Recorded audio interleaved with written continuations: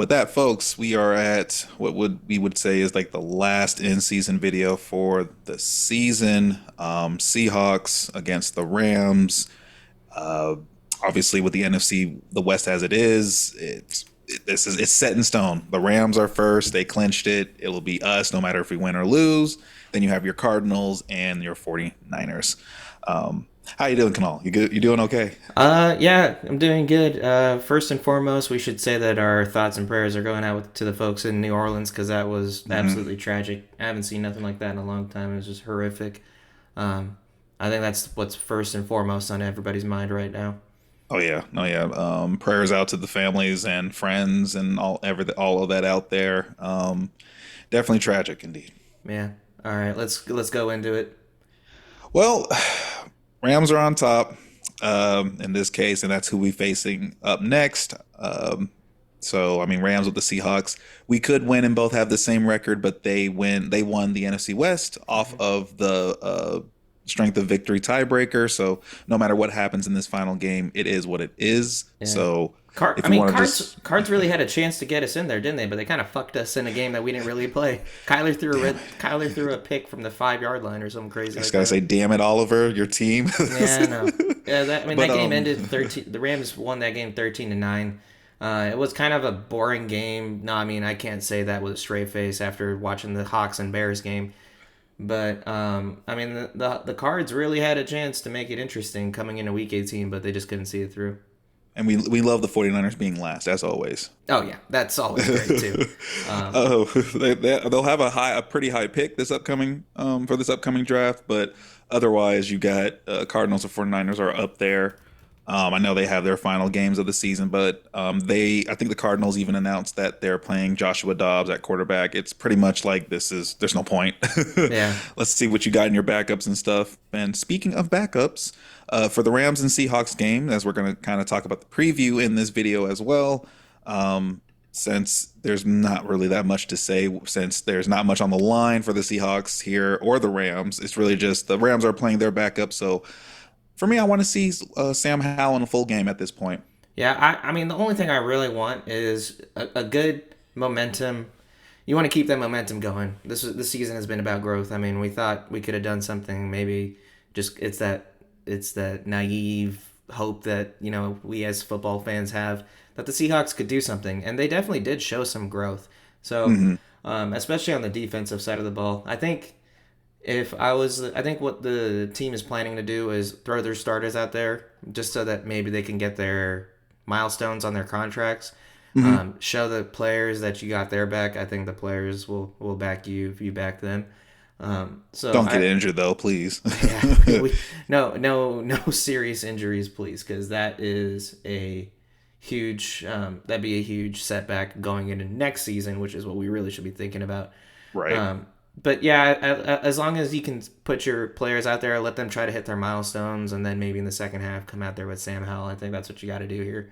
Yeah, because I think he only had that one time he came in, and that was where we definitely wanted a Drew Lock moment, but we got the worst moment. And I just need to see a full game. I need to see if he is a potential like bridge quarterback, an actual starter, or if he's just a good solid backup to Yeah. keep for next season. Else we can get rid of both quarterbacks, and I don't know what we're gonna do then.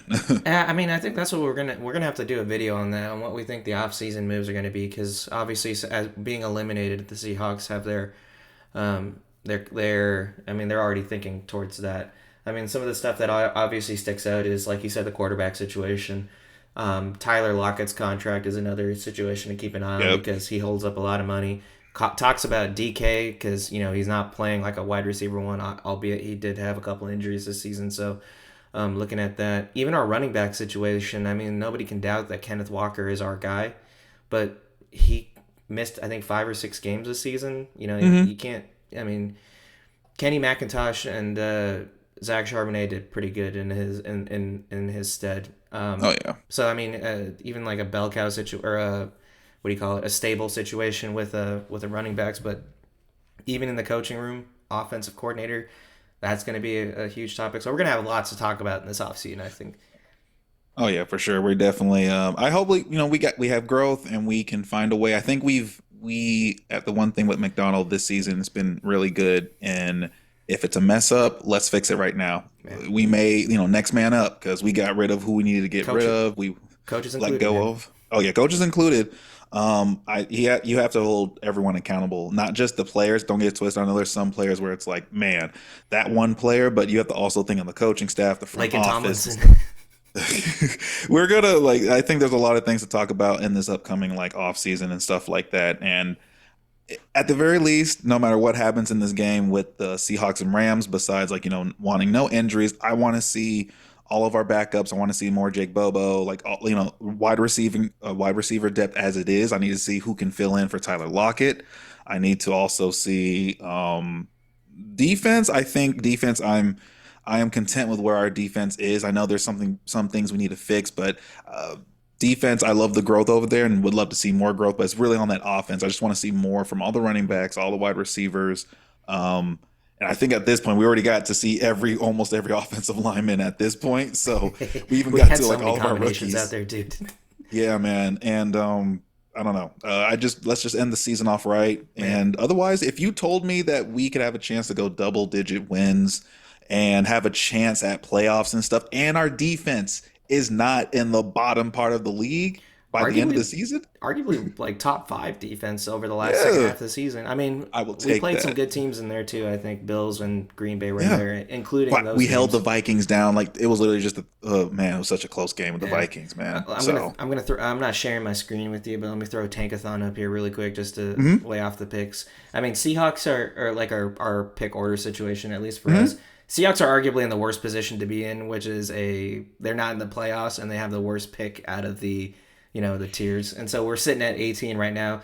Um, Atlanta, Cincinnati, Miami are above us in that order, going 17, 16, 15 at 8 and mhm. 8. I mean, if we lose next week, then there might be some weird situation. But I think Seattle is probably dead set on 18. There's nothing that's going to happen there. Cardinals sit at 14 at 7 and 9. There's a chance that they could shuffle around a little bit because there is Dallas and Indianapolis above them, also at 7 and 9, and then above them at Mhm. 11 is San Francisco at 6 and 10. Um, Okay. and so Not in the top 10, but close. yeah, and so San Francisco, if they win, New Orleans loses, who is sitting at 10 at 5 and 11. Sorry, Mhm. the other way around. If San Francisco loses, New Orleans wins, then I don't know what kind of tiebreaker situation that brings up. Mhm. But I mean, San Francisco is probably getting 10 or 11. Arizona's probably going to be somewhere around that 14 mark. We're pretty much dead set on 18. Like the chips have already kind of fallen on that side of things. Yeah, yeah. So 18 is not bad. I still remember the days where we needed like offensive linemen. We were like in the 20s.